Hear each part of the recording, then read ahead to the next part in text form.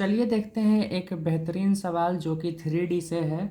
और ये पहला सवाल है चैप्टर का। सब देखिए, ये क्वेश्चन जो है कह रहा है कि यदि एक रेखा एक्स वाई और जेड अक्ष के साथ क्रमशः 90 डिग्री, 135 डिग्री, 45 डिग्री के कोण बनाती है तो इसकी दिक् कोसाइन ज्ञात करना है।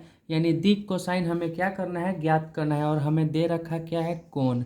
एक्स वाई और जेड एक रेखा है जिसके साथ क्रमशः 90 डिग्री का, 135 डिग्री का और 45 डिग्री का कोण बन रहा है। बहुत ही ज़्यादा इजी क्वेश्चन है। सबसे पहले समझते हैं कि दिक् कोसाइन होता क्या है, इसका फॉर्मूला क्या होता है, उसके बाद ये इजीली आपसे सॉल्व हो जाएगा।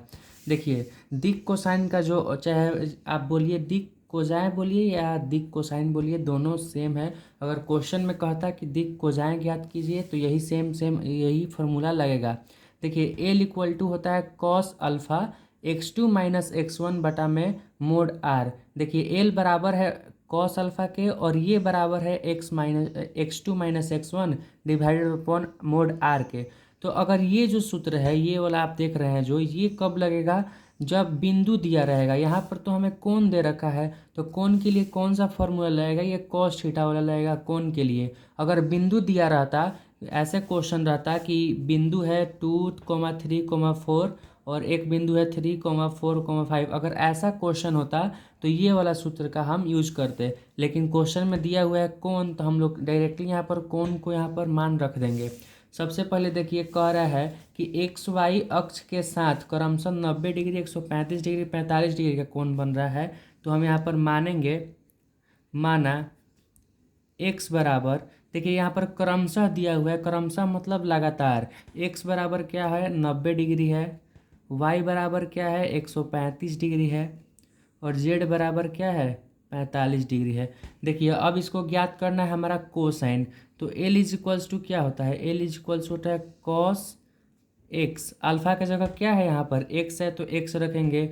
अब यहाँ पर वैल्यू को पुट कीजिए 90 डिग्री, कॉस 90 डिग्री का वैल्यू, और फिर से लिखिएगा यहाँ एम कॉस वाई, और फिर यहाँ पर पुट कीजिएगा cos y, cos 135 degree equal to, और फिर यहाँ पर होगा n, n is equals to cos z. Cos कितना का वैल्यू यहाँ पर दिया हुआ है, 45 डिग्री दिया हुआ है। अब देखिए, कॉस 90 का वैल्यू होता है 0, इसका वैल्यू होता है 1/√2 -1/√2, और इसका वैल्यू क्या होता है 1/√2। अगर अब कोसाइन पूछ रहा है, क्वेश्चन में हमसे क्या पूछा है, कोसाइन पूछा है।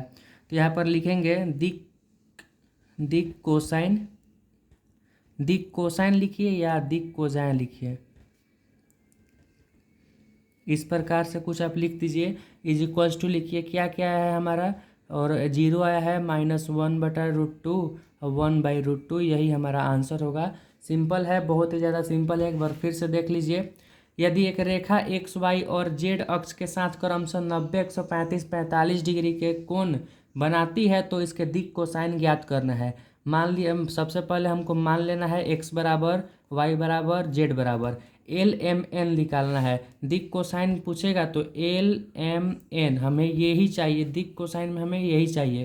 तो इसका सूत्र होता है एल बराबर कॉस थीटा। अगर क्वेश्चन में अगर दिया हुआ है कोण तो कॉस थीटा का फॉर्मूला लगाएंगे। अगर दिया हुआ है बिंदु तो हमें ये वाला फार्मूला का यूज करना है।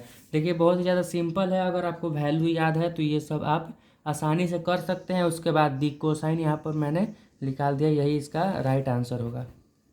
चलिए, मिलते हैं नेक्स्ट वीडियो में। चैनल को सब्सक्राइब जरूर कर लीजिएगा, वीडियो को लाइक कीजिए और एक प्यारा सा कमेंट जरूर कर दीजिएगा।